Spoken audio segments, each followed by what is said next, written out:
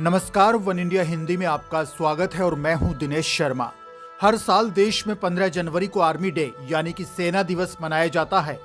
आज 74वें सेना दिवस पर पूरा देश भारतीय सेना को बधाई दे रहा है। राष्ट्रपति रामनाथ कोविंद और प्रधानमंत्री नरेंद्र मोदी ने भी थल सेना को आर्मी डे की बधाई दी है।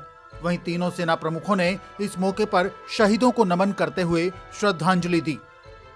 राष्ट्रपति रामनाथ कोविंद ने ट्वीट कर भारतीय सेना को आर्मी डे पर बधाई दी। राष्ट्रपति ने अपने बधाई संदेश में कहा कि सेना के जवानों और पूर्व सैनिकों को सेना दिवस की बधाई। राष्ट्रीय सुरक्षा सुनिश्चित करने में भारतीय सेना महत्वपूर्ण रही है। भारतीय सेना के सैनिकों ने सीमाओं की रक्षा और शांति बनाए रखने में व्यावसायिकता, बलिदान और वीरता का प्रदर्शन किया। राष्ट्र आपकी सेवा के लिए आभारी है। जय हिंद। पीएम मोदी ने भी भारतीय सेना, सैनिकों और उनके परिजनों को बधाई दी। पीएम ने ट्वीट करते हुए कहा कि मैं सेना दिवस के अवसर पर विशेष रूप से हमारे सभी साहसी सैनिकों, सम्मानित पूर्व सैनिकों और उनके परिजनों को इस दिवस की शुभकामनाएं देता हूं। पीएम ने कहा कि भारतीय सेना दुनिया में अपनी बहादुरी और पेशेवर अंदाज के लिए जानी जाती है। पीएम मोदी ने अपने ट्वीट में कहा कि देश की सुरक्षा को लेकर भारतीय सेना की अमूल्य सेवाओं का वर्णन शब्दों से नहीं किया जा सकता।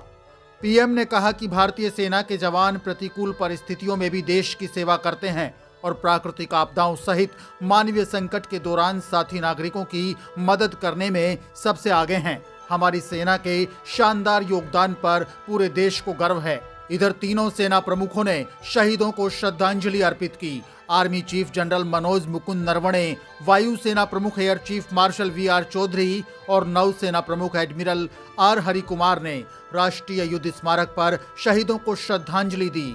दिल्ली में कैंट के करियप्पा ग्राउंड में परेड की सलामी ली गई। इस साल की परेड की सलामी इसलिए भी खास रही क्योंकि आज पहली बार भारतीय सैनिकों की नई कॉम्बैट यूनिफॉर्म की झलक भी इस परेड में दिखाई दी। ये यूनिफॉर्म डिजिटल पैटर्न पर NIFT की ओर से तैयार की गई है। इसे सैनिक युद्ध के मैदान के साथ ही ऑपरेशन एरिया में पहनेंगे। इधर इंडियन आर्मी ने इस मौके पर एक वीडियो जारी कर दुश्मनों को अपने शौर्य और दमखम से परिचय कराया। ये वीडियो देखकर हम सभी को अपनी सेना पर गर्व महसूस हो रहा है। आइए अब आपको बताते हैं कि आखिर ये दिन क्यों और कब से मनाया जाता है। 15 जनवरी 1949 को भारतीय सेना पूरी तरह से ब्रिटिश थल सेना से मुक्त हो गई थी।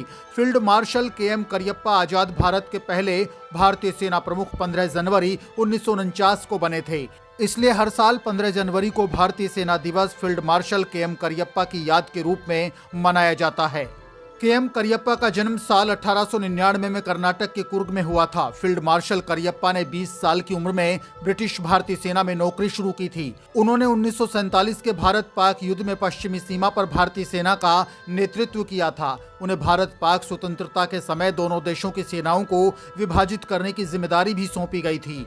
करियप्पा 1953 में सेना से सेवानिवृत्त हुए थे। इसके बाद में उन्होंने 1956 तक ऑस्ट्रेलिया और न्यूजीलैंड में भारत के उच्चायुक्त के रूप में अपनी सेवाएं दी।